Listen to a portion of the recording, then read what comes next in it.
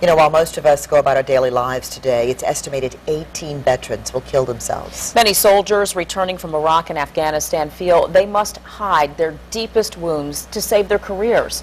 But one Marine is putting it all out there in the hopes of helping himself and others. 10 on your side, Stephanie Harris joins us now with his very public battle and what the government is doing to help all veterans. Stephanie? Nicole, Alvita, Jason Haig started this blog here. It's called USM Crazy. It is raw and it is very real. I sat down with him to talk about the post-traumatic stress disorder and how to stop it. Get the sword.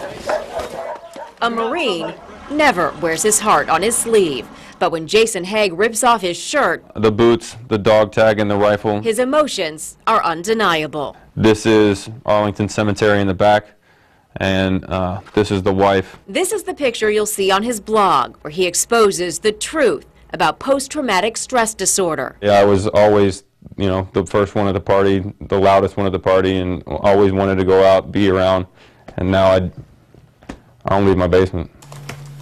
He blogs about the anxiety that keeps him from even going to his children's football games, and the time he felt cornered at a restaurant and ran to the car for his gun. I will be honest, I've carried a weapon most of the time until like right now when they took it away from me. So, yeah, my dad took my pistols. Haig's unit fought in some of the fiercest battles of the Iraq War. The day we watched the fall of Baghdad, he got shot. Today marks a day in my life that will not only be etched in my mind forever, but countless other Marines and families. He blogged about it and the 2 IED explosions that caused traumatic brain injury and left him deaf in one ear. But it's the scars you can't see that keep him up for days on end. He is killed not once, but 1,000 times. You're gone, but seen every night. The nightmares nearly destroyed his family until he got this wake-up call. My wife punching me damn near in the face. Her telling me that it's either me or the Marine Corps. It took 8 years, and when he finally went to the VA clinic for help, listen to what happened. Like they told me to come back like next week. Unacceptable, says Senator Mark Warner. The sooner we get these veterans into treatment, the less number of suicides, the less number of broken lives we're going to have to experience. The Senate Committee on Veterans Affairs held a hearing last month after an Inspector General's report showed VA facilities were not providing care as quickly as they said.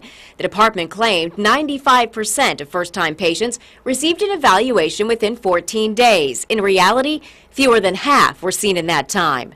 In response, veterans hospitals are making changes, hiring 1,600 new mental health professionals, studying the use of transcendental meditation on returning troops. And this week, experts are debating whether to change the name, swapping the word disorder for injury. Some feel that will reduce the stigma. All proof, Warner says, they are moving forward. But they have to move quicker as well, and those of us in public office need to keep the pressure on.